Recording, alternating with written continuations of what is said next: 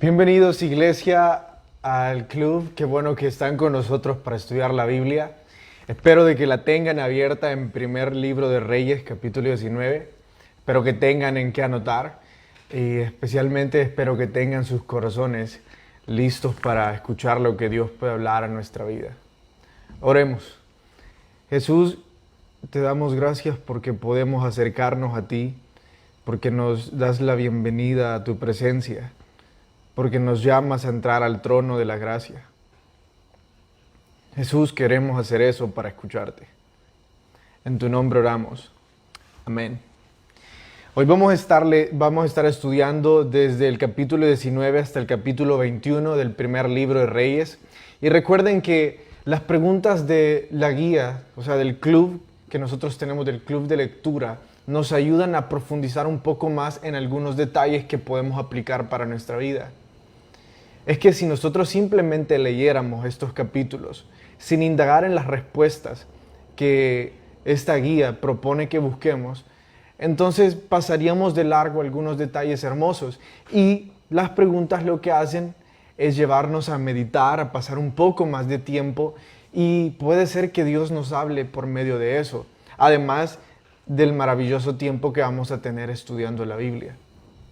Así que la primera pregunta que nosotros vamos a responder hoy es: ¿estaba deprimido Elías con sentimientos suicidas?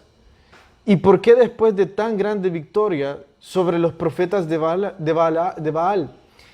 Tenemos que recordar que Elías venía de de asesinar a 400 profetas de Baal, 400 falsos profetas.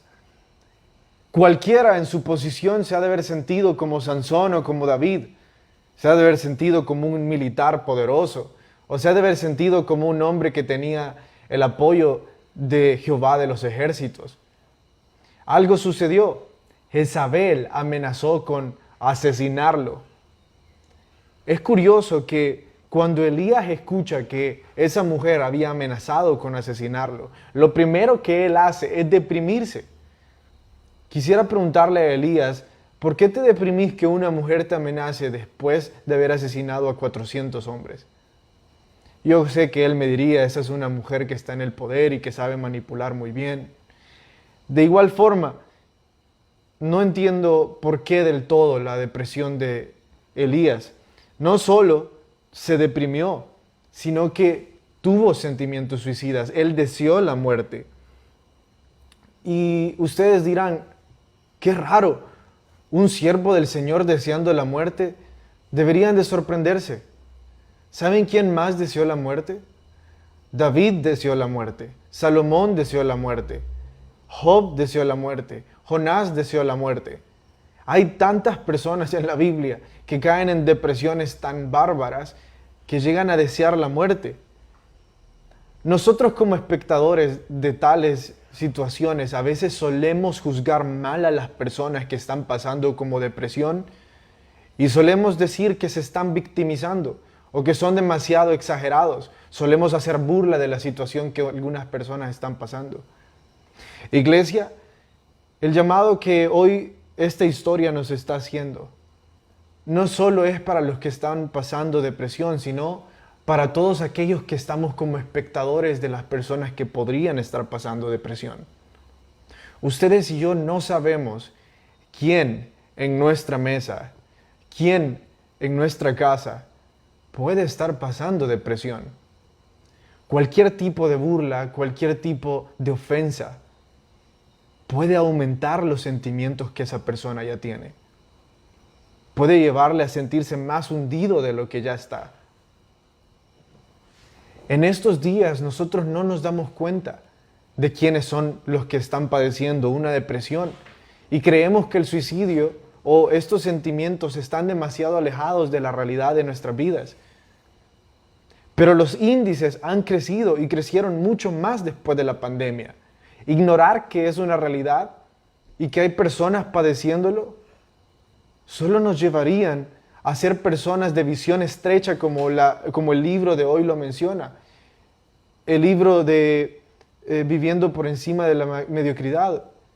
Él menciona cómo hay personas con visión estrecha que lo único que hacen es contagiarse pensamientos negativos y no ver más allá, no tener una vista espiritual de las cosas.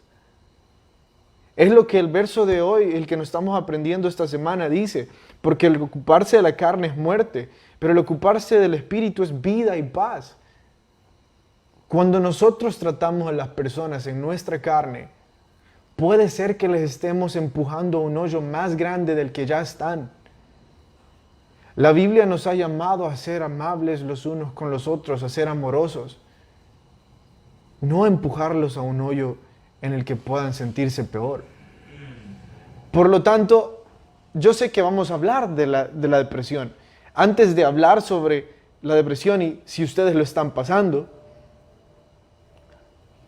hay que tomar en cuenta cómo nosotros nos comportamos cuando alguien está pasando una situación como esa. Si nosotros no queremos ser de visión estrecha, entonces vamos a proveer una ayuda espiritual que muestre vida y paz. Vida y paz, ¿a qué te referís? Deseos de vivir, deseos de disfrutar la vida, paz para estar en ella. No vamos a promover cualquier otra cosa, sino esa. Imagínense, en esta historia hay una mujer que promovió el suicidio de un siervo del Señor. Es mi oración de que nosotros nunca caigamos en los zapatos de ser esa mujer y promovamos el suicidio de alguna persona. Es más, que seamos cautelosos y que vivamos con los ojos abiertos, tratando de evitar que cualquier persona que necesite caiga en ese hoyo. Iglesia, seamos luz para las personas que están pasando depresión. Hagamos la simple pregunta de ¿cómo puedo orar por vos hoy? En su vecindario, en su trabajo, no saben quién necesita que ustedes pregunten eso hoy. A lo mejor no pueden abrazar a otras personas, pero ¿por qué no hacer algo así? La segunda pregunta de nuestra guía dice de la siguiente forma: meterse en cuevas es como un denominador de un estado depresivo. Meterse en cuevas, tomémoslo como el género literario llamado retórica, en la cual simplemente estamos hablando de aislarse. Meterse en una cueva es como aislarse, es como alejarse de las personas, de alejarse de la sociedad por algún tipo de estado depresivo. Nosotros somos seres sociales.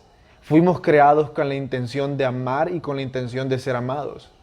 Cualquier persona que se denomina a sí mismo antisocial no se da cuenta que en realidad, al denominarse antisocial, está convirtiéndose en alguien aún más dependiente de la sociedad que las mismas personas sociales. ¿Por qué?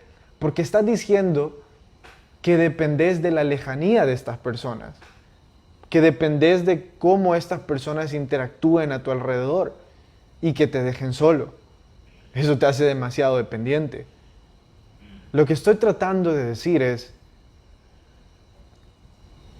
aunque nosotros estemos renuentes a aceptar que necesitamos compañía, que necesitamos amigos, que necesitamos familia,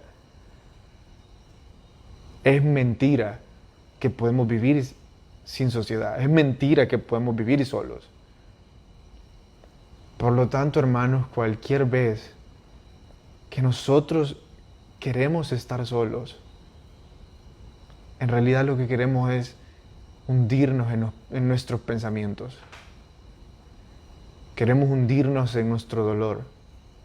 Queremos hundirnos en nuestro enojo.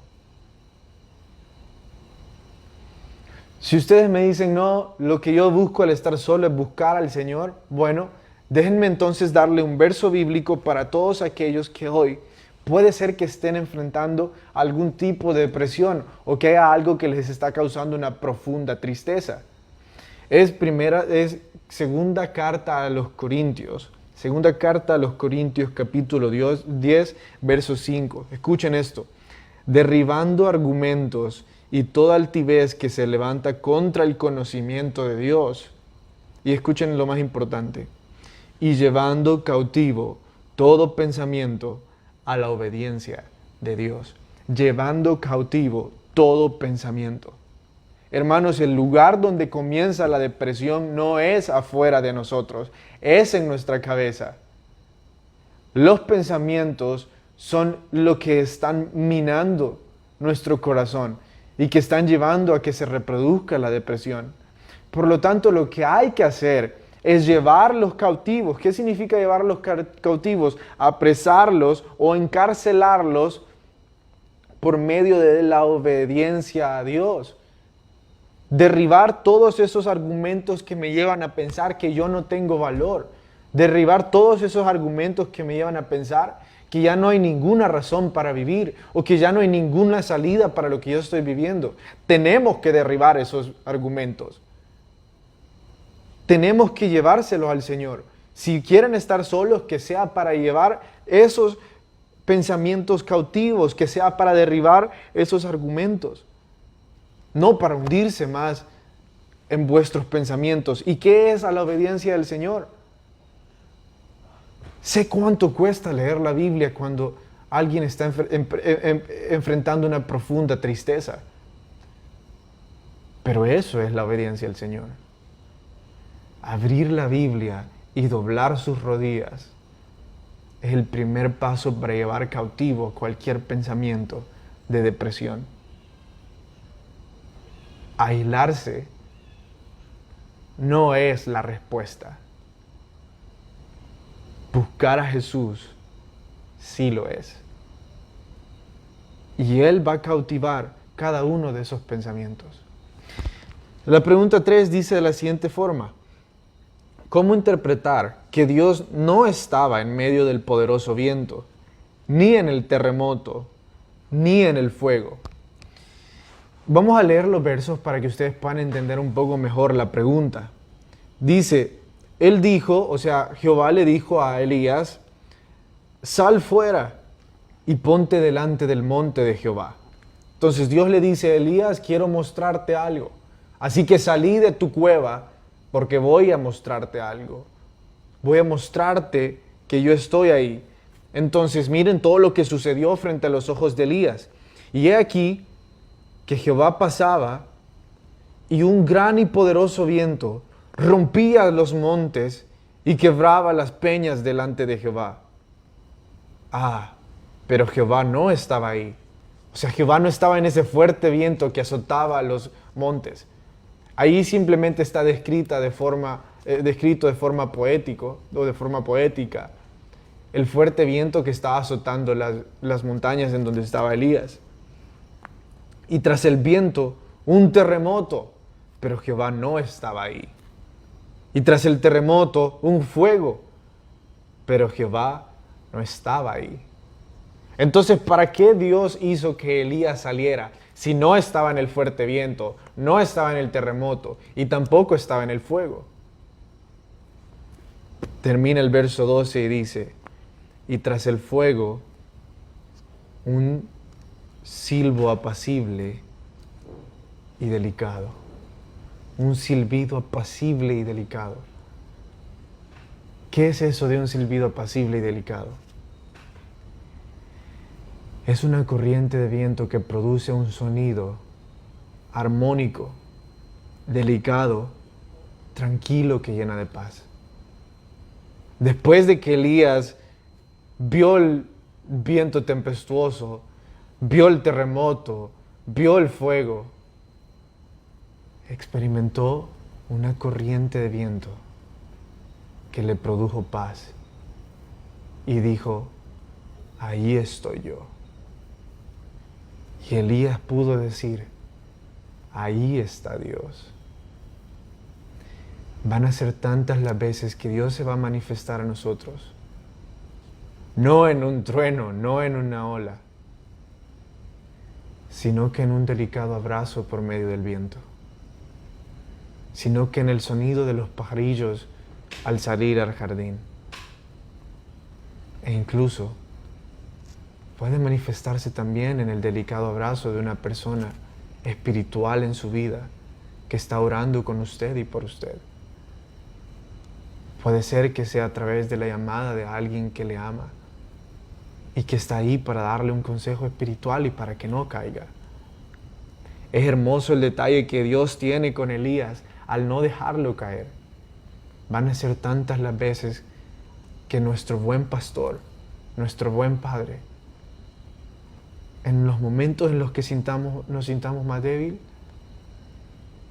va a llegar con delicadeza a sanar nuestras heridas.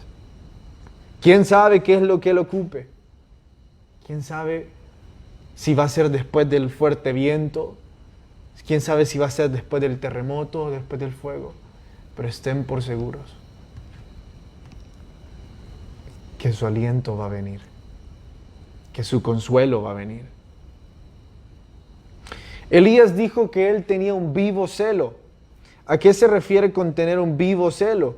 Lo que sucede es que habían tantas personas en el reino del norte, o sea, en Samaria, que se habían dejado contaminar por la religión que estudiamos, Jeroboam había creado. Una religión abominable. Y muchas personas se habían ido en pos de otros dioses y no se habían mantenido fieles. Entonces Elías dice: Dios, yo tengo un vivo celo. Estoy lleno de este ferviente deseo de serte leal a ti y solo a ti. La pregunta 5 dice: ¿era Elías el único de los profetas fiel a Dios? O sea, Elías empezó a decir: Señor, estoy solo, yo soy el único que queda de pie, que no se ha arrodillado ante los Baales, ante los ídolos. Y Dios le dice: no, Elías, hay otros 7,000 que yo estoy levantando que no se van a arrodillar delante de otros. Elías, no eres el único pasando en esto.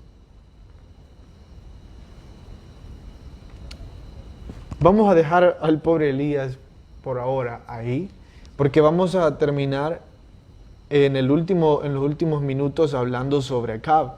Dice la pregunta, parte de las historias de Acab están en el capítulo 20 y en el capítulo 21, pero nos vamos a centrar un poco más en el capítulo 21 del primer libro de Reyes. Dice: ¿cuál era la costumbre de Acab cada vez que su capricho no se cumplía? En el capítulo 21 vemos que Acab anda paseando por los alrededores de su palacio y encuentra un viñedo hermoso. Le encantó eso. Y no solo le encantó, sino que dijo: quiero sembrar ahí algo. Quiero poner mi propio huerto ahí y quiero que ya no exista ese viñedo. Está cerca de mi palacio, quiero deleitarme ahí. O sea, era el rey de Samaria.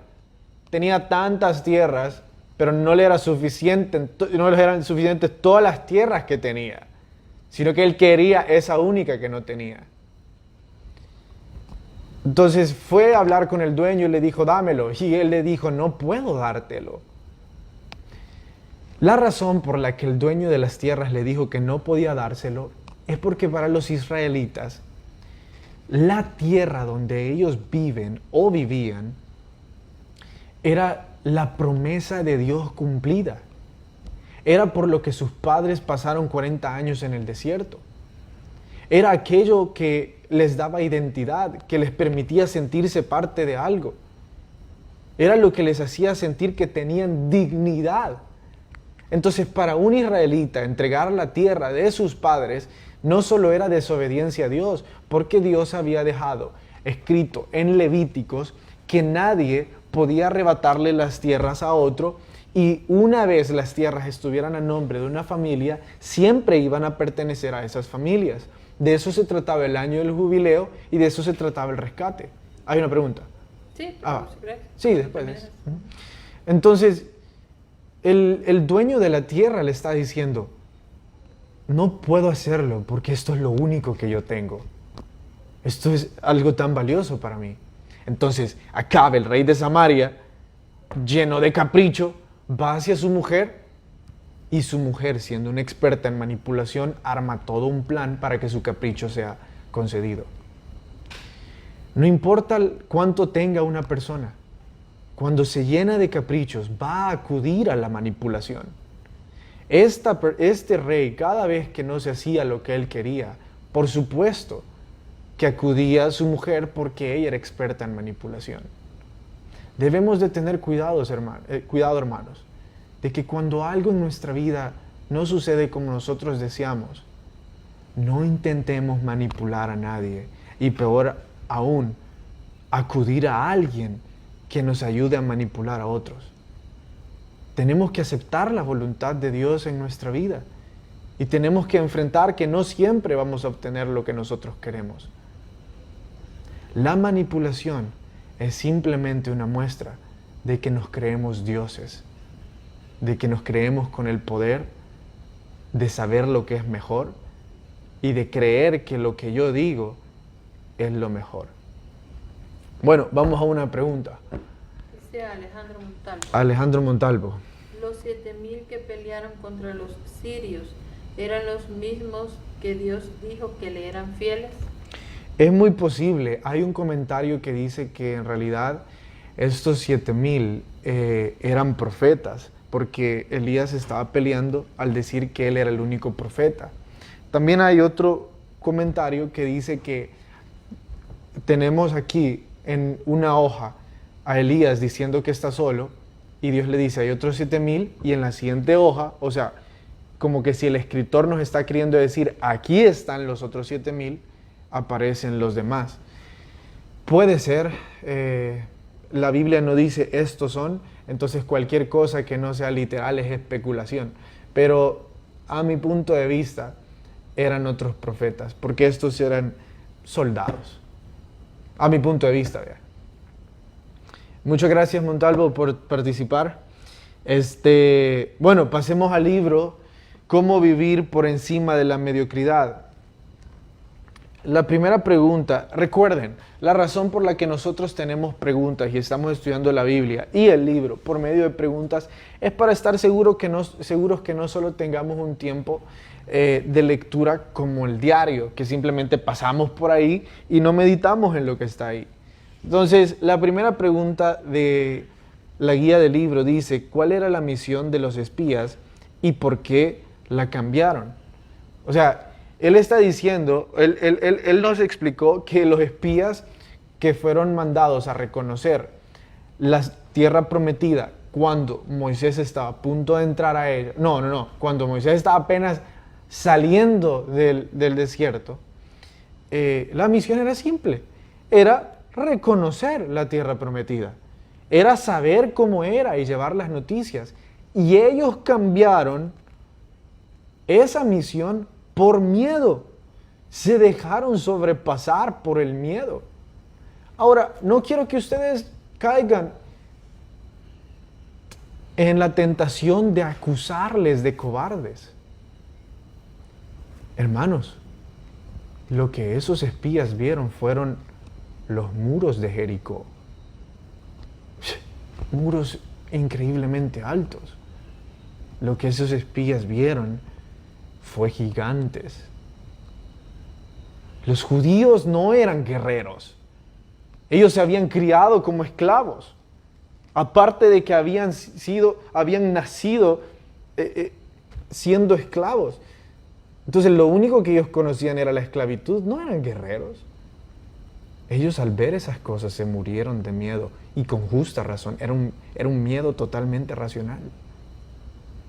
Así ustedes y yo podemos racionalizar cualquier tipo de miedo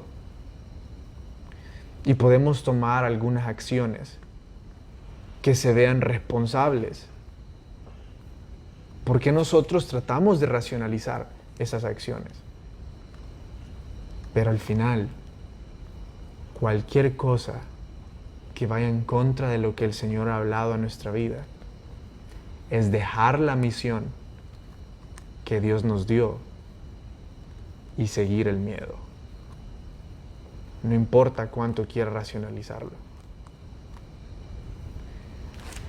En Icon estamos leyendo segunda carta a los Corintios y Pablo cuenta ahí que él fue al cielo, que él vio, que él fue llevado, que él no sabe si fue en carne o en espíritu, pero él fue llevado al cielo.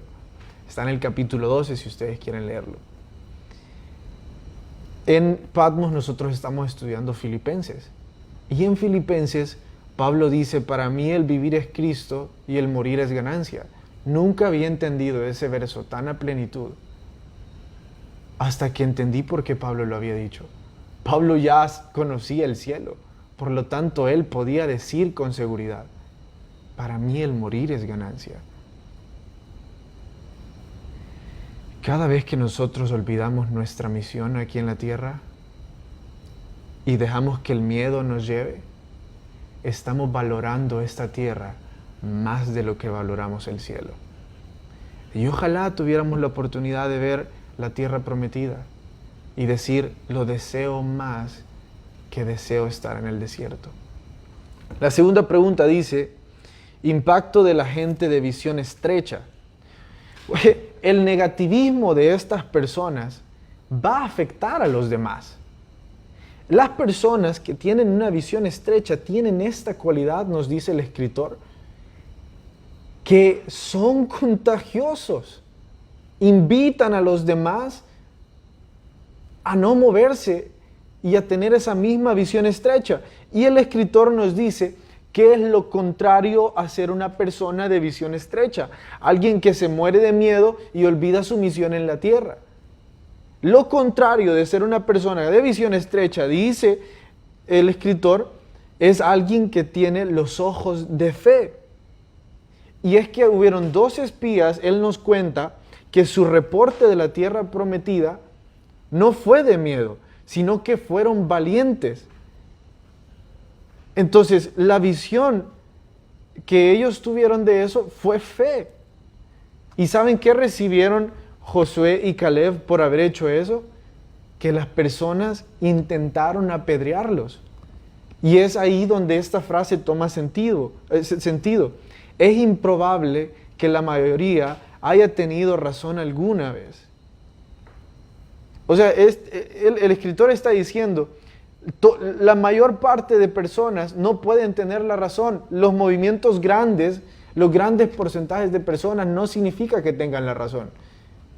Todas las personas se dejaron contagiar por las personas de visión estrecha. Y eso no significa que tenían razón.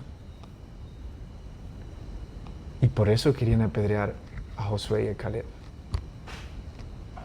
Hermanos, Dios nos ha dado una misión a nuestra vida. Y para empezar a vivir por encima de la mediocridad, tenemos que ver esa misión con ojos espirituales, con ojos de fe, no con una visión estrecha. Iglesia, qué bendición que estuvieron con nosotros hoy estudiando el primer libro de Reyes y cómo vivir por encima de la mediocridad. Espero que mañana se sintonicen con nosotros a la hora del culto a las 6:30. Que el Señor los bendiga. Nos vemos mañana.